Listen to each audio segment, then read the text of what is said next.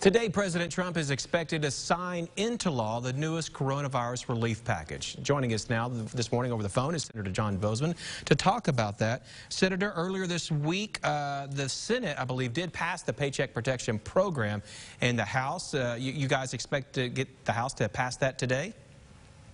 Yes, no, since the president will be signing it, we had overwhelming votes in both chambers. And so this is Democrats, Republicans working together, trying to come up with good legislation to help so many that are in such a difficult time with the economy. And then along with that, there's another $25 billion for testing, which is so very important. We're going to get more of those tests out there. For the Paycheck Protection Program, now is that really a help for small businesses? Is that what it's targeting here?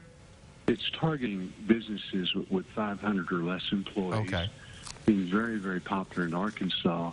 We've had over 21,700 plus sign up for it.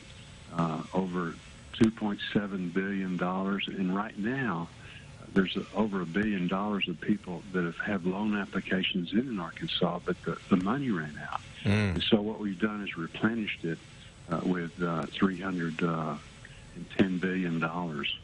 So hopefully that'll last for a while and give some relief. This is all about helping to protect jobs, helping to protect businesses.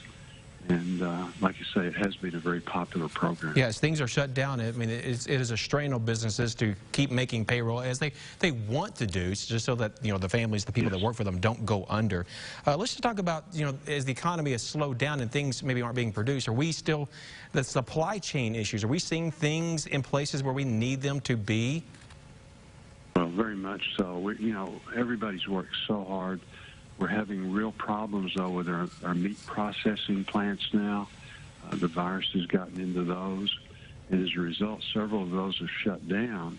When you get in that situation, then, the meat's not going to be produced for the consumer. Prices are going to go up there, shortages, and then also you have the animals themselves stacking up, and so, you run into animal welfare issues. So this is critical. It's something that I've been on conference calls for the last several days, trying to see how we can get the resources that we need to continue that going.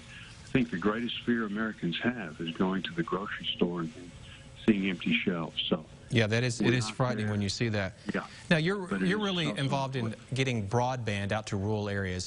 There are a lot more people using internet from home now. Is this something that helps bring up an issue that you care about? Oh, very much so. I'm a co-chair of the Senate Rural Broadband Caucus. One of the things, this whole thing has been such a tragedy in so many different ways. One of the things, though, that has really come forward is the ability to use broadband. Telemedicine has really stepped to the forefront right now. All of the conference callings, things like that. The problem is, in much of America, you're not capable of doing that in an efficient way. So we're working hard to change that. I think there's going to be more legislation that targets that specifically coming up, and it's just so very important. Senator Boozman, thank you for joining us this morning. I guess you still have a busy day ahead of you. Thank you so much. Have a great, safe one. Thank you so much, as always. We appreciate you guys. All right. Ashley?